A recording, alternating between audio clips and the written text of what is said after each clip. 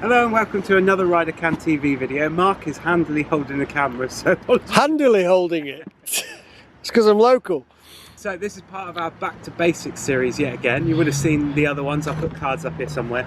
And we thought we'd do something about how to basically control your bike. Not about riding it, but how you control your bike when you're manoeuvring it from space to space. Can't get the words out.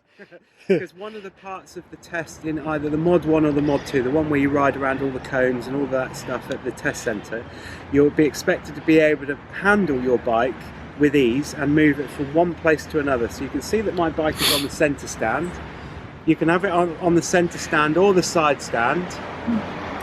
And what you've basically got to do is take it from this one and wheel it back into this space around here, into this space. Can I just say we've got some of the noisiest T5 vans? We have everywhere we've been in this car park to try and find a quiet space. Somebody parks right next to us. I don't know what they're doing. It's a busy car park. So, in your tests, I think they allow you to have it on the side stand or the centre stand. So don't make it difficult for yourself. Just have it on the centre stand if you're able to. But one thing that we wanted to point out is how well balanced these bikes are. So you should never be afraid of moving your bike around, because there is a tipping point. If I was to push it too far, it would fall over. But you can see that I can hold on just on the pannier. The side stands up and the centre stands up, and you can see how well weighted these bikes are. So all you've got to do is just take your time. So from the position, the parked position with the side stand, they'll probably ask you to put your side stand up. So flip your side stand up, make sure it's out of here, hold on to somewhere on the bike. There will be somewhere for you to hold on, and hold on to your handlebar, and literally just walk your bike around. And it's the same, exactly the same principle as riding, that you need to look where your bike is going to go. And all I'm going to do is just wheel it right back into the space,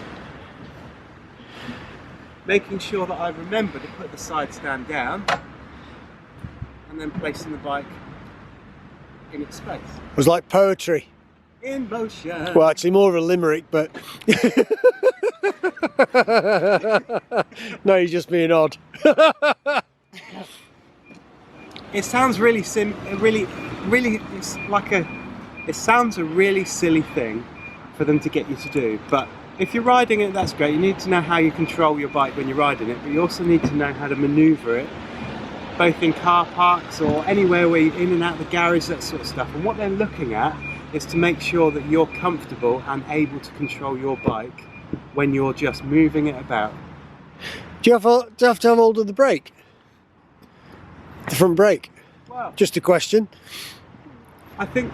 Just a question to put you under pressure. I think if you were... You'd be leaning over. If you were moving your bike forward and you were going from here over, you know, a few hundred yards, I would push it and hold on to the brake, so you've got the brake there. But because all you're doing is moving, you're basically going in a U-turn backwards. I would just make sure you've got hold of the handlebar and hold of the bike, and it's as simple as that. That's amazing. One thing I will say, and I'm sure Mark will back me up, I'm hoping, if you feel the bike is going to go, on a 125 bike or a scooter, they're so light you can probably hold it right down on an angle. If the ground was there, you'd probably be able to pick it up with one hand. However, and it depends on how big you are, how strong you are, if you have a bike like this and you're manoeuvring it and it goes too far, just let it go. Don't damage yourself. We've seen time and time people trying to pick bikes up and manoeuvre bikes, and they've gone too far, and just the slightest jolt, 260 kilos on this bike pulling against me trying to pull up, you're going to hurt your back. It's better to pick up the bike with a good back and just fix the damage stuff. So we're dishing out medical advice as well now. Yeah. We'll be doing Reiki next. Reiki. So, and I get, you know, I've spoken to a few really new riders in the last few weeks, And one of the things they get really worried about is turning up to a meet or a car park and there being other motorbikers there. And I know it sounds really strange for people like Mark and I to think that way, but actually we thought exactly the same when we started riding. I remember turning up to car parks where there's bike meets and you expect them all to be experts and they're looking at you or what you're wearing and how you're manoeuvring your bike.